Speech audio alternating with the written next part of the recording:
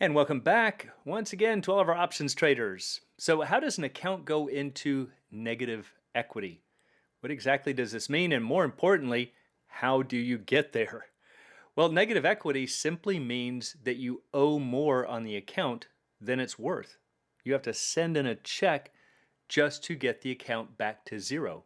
So, this question comes to us from one of the traders in the group a couple of weeks ago, and just now getting around to doing the video. So, let's go have a look at how an account can go into negative equity. As always, before we do, please be sure to click like and subscribe. It's greatly appreciated and helps to promote the channel. So, if I had to sum this up into one word, how you can go into negative equity, it's this: it's a loan, it's borrowing money. Now, borrowing is typically done, at least in the brokerage world, for financial leverage, where people are trying to magnify the rates of return. So, in other words, if the stock goes up 10%, they will make 20%. That's financial leverage. But sometimes leverage is done really unintentionally, or at least because there's not really another choice, such as with mortgages. So, just because you're not borrowing money to intentionally create leverage isn't the point.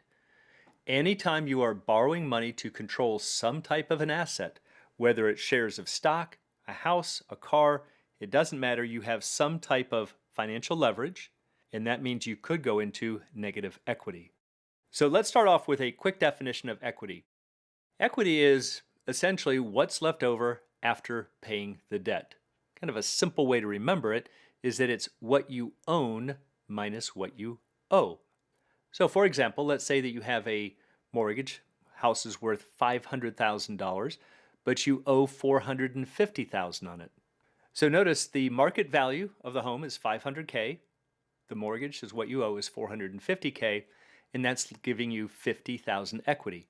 So what this means is that if you sold the house for the 500,000 market value, paid off the mortgage for 450, you would be left with 50,000 in your pocket. Now, I know sometimes traders will go, hey, wait a minute, you don't really own the house, the bank does. Well, yes, that's true, but this is just a kind of a catchy way to remember it. It's saying, what do you control? You're actually controlling, or you get all of the proceeds from that house. That's kind of what they're meaning when they say that you own it. And then we subtract out what you owe, and what's left over is the equity.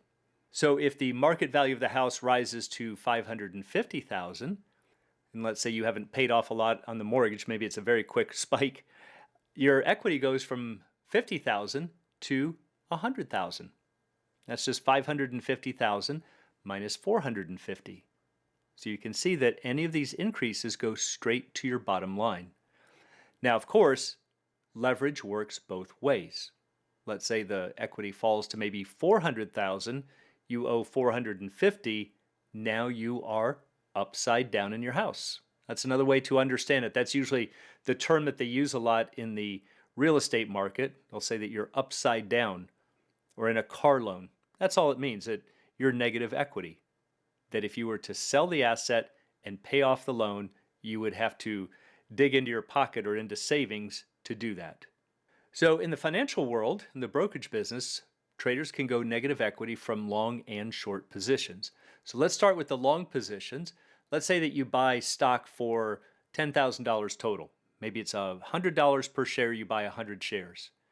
Well, you want to buy this, let's say, on margin. You don't have to, but if you have a margin account, you can certainly make that choice. Now, if you have an options account, you absolutely have to have a margin account.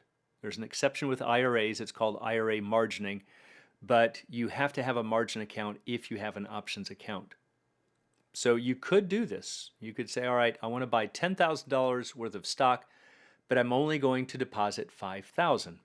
Now, of course, this deposit is really just going to get swept over from your money market.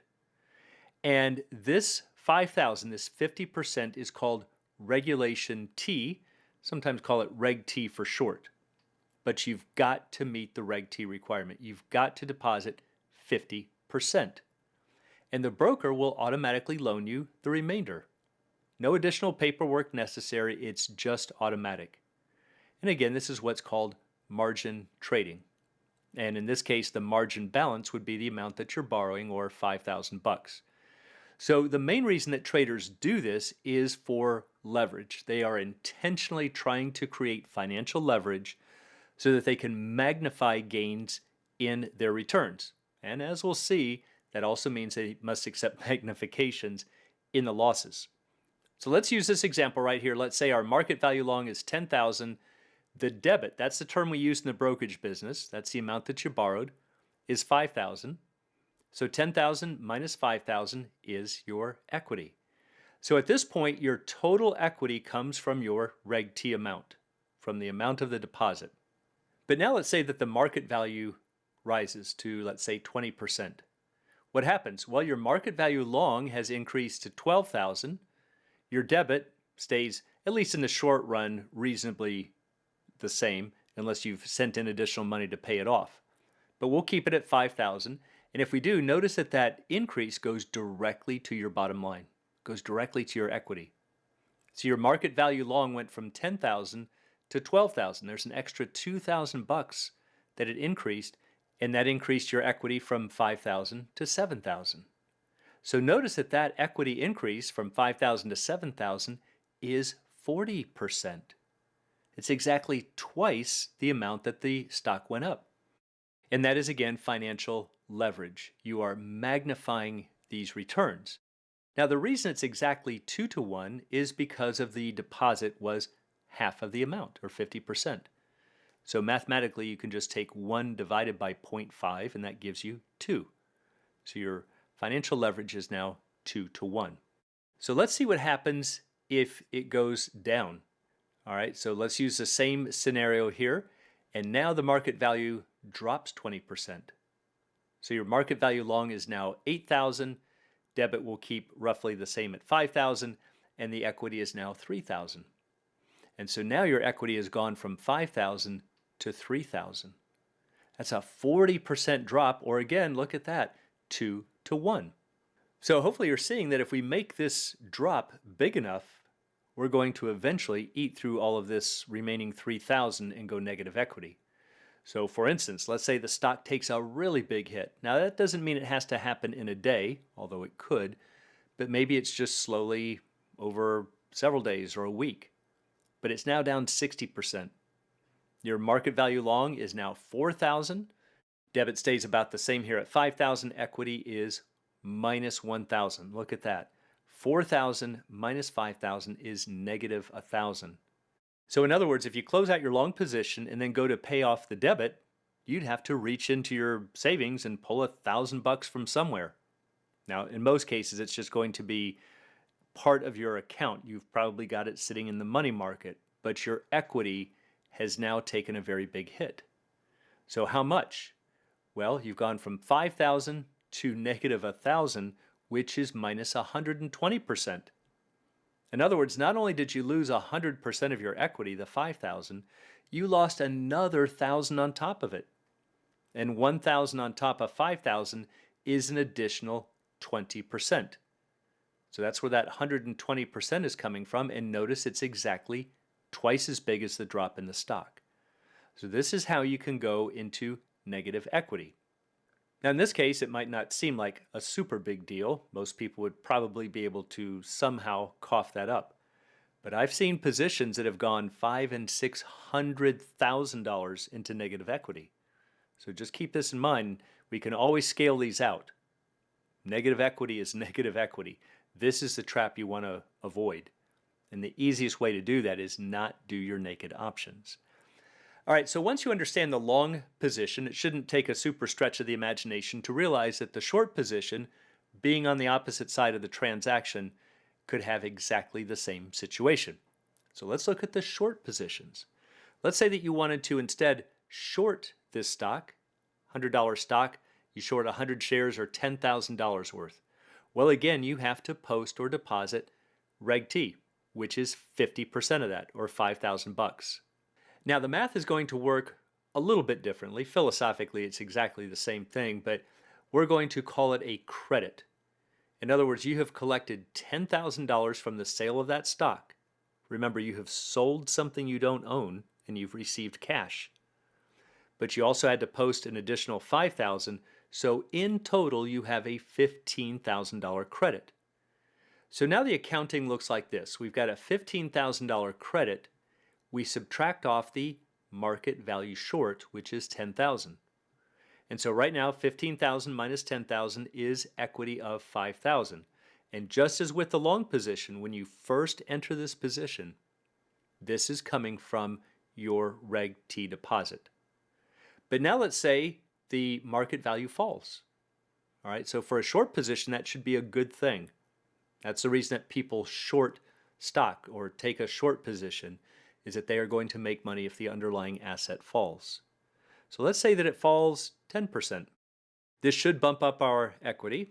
So notice that our credit is going to stay the same at 15,000. Market value short drops from 10,000 to 9,000. And 15,000 minus 9,000 is 6,000. So we've gone from equity of 5,000 to 6,000, which is a 20% increase. So notice a couple of things here. First of all, it's still in a 2-to-1 ratio. The increase in the equity is twice that of the change in the underlying. But notice the color coding difference. When we did the long position, it was green and green, or in other words, both of them increased or both of them decreased. But now we get the opposite. If we get a drop in the market value, that's going to be an increase in our equity. And as we'll see, if we get an increase in the market value, it's going to be a drop in the equity. That's just the nature of a short position because you have negative deltas. But the main thing to see is that it's still in this 2-to-1 ratio. All right, let's try another one. We'll use the same setup. Let's say that it increases 10%. So this should be a negative for us now. So what happens? Our credit balance is still 15,000. Market value short has increased from 10,000 to 11,000. We take 15,000 minus 11,000. We now have equity of 4,000. So we've fallen from 5,000 to 4,000, which is a 20% drop. Again, 2-to-1, but in the opposite direction. For a short position, you don't want to see the underlying rise. But if it goes up 10%, you're going to be down 20%. Why? Because you have financial leverage, which you did from borrowing money. All right, so how could we go negative equity? Well, just like with the long, let's say that the stock rises 60%. Now your market value short is 16,000. Your credit's 15,000. We take 15,000 minus 16,000, and there we are, negative 1,000. We have gone from 5,000 equity to negative 1,000, which is a 120% drop. So again, we've gone right into this 2-to-1 ratio. All right, so now that you understand how it's possible to go into negative equity, for most options traders, that's going to occur with naked options. And a naked option just means that you have sold either a call or a put by itself. You have no additional calls or puts in the account or long or short stock positions that could offset that risk.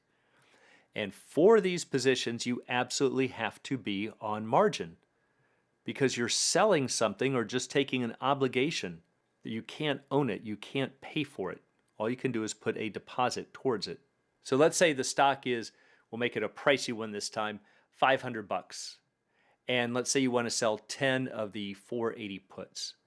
And this is very common. Traders will sell something that appears to be very far out of the money, pick up a few pennies, they'll leverage it out 10 or 20 times. In this case, they'll get $2,000 total. And so it looks like you're picking up free money. But to do this, you have to first meet the margin requirement, which for a stock is usually going to be about 25% of the underlying. For an index, it's going to be about 20%. Indexes are usually not as volatile and more diversified, so they don't require as big of a down payment. So let's say that this is, instead of a stock, maybe it's the S&P 500. All right, so here's the way that the math works. You've got $500,000 worth of stock that you're sort of controlling here. It's a $500 stock for 1,000 shares. So it's 500,000 total times 20% is 100 grand. Now from here, brokers will usually do some other calculations depending on if it's an in-the-money option or out of the money and tweak this calculation a little bit. So normally what they're going to do is to subtract any amount that it's out of the money because all things equal, it's not as risky. So in this case, you're 20 points out of the money. for 1,000 shares. So they're going to kind of give you credit, so to speak, of 20,000 bucks. So they're going to also require that you add the current option value. That was $2,000 worth of options that you're shorting. So they got to cover that. So this is going to be $82,000 worth of margin. And so here's the way that it's going to work. You're going to have a credit of 82,000, market value short of 2,000, equity of 80,000. So let's say that now our index falls 20% to 400. Well, now those 10 480 puts are worth 80,000 bucks, which is a negative to you. Remember, it's a short position. So now your position looks like this. Credit still 82,000, market value short 80,000. Your equity is now 2,000 bucks. You've lost 97.5% of your equity. And you can see it doesn't necessarily take a very big fall to do that. Now, yes, that's a big drop for an index, but it's not like we haven't seen it before. But at a minimum, you would have a very large maintenance call here to either close it out or have to dump more money into it, in which case the index could slide some more. So for instance, let's say that the index falls 30% down to 350. Now those 10 480 puts are worth $130,000. They're now 130 points in the money. So now your positions look like this. Now your credit balance still at 82,000 bucks, market value short 130,000, equity is now minus 48,000 bucks. You're down 160%. So here, if this is the only position in the account, you would have to send a check to the broker for $48,000 just to get you back to zero. So I hope that helps to understand just the basic idea of what negative equity is and how it can happen. It always comes about from having levered positions and naked positions that have the ability to go into unlimited losses. So the main thing to take from this is don't do naked puts just because somebody tells you that they have a high probability of making tons of money. They're the easiest way to go into negative equity. The things you want to focus on are your strategies, your hedges, rolls, and morphs to figure out how you avoid going into negative equity. And for anyone who'd like to learn more about the art and science of options trading, please check out the Alpha Trader course, Strategy Lab, and a Candlesticks and Technical Analysis course. It's all at optionsatoz.com. Also, please join us on Options A to Z's Facebook trading group, and you can find a link in the description below.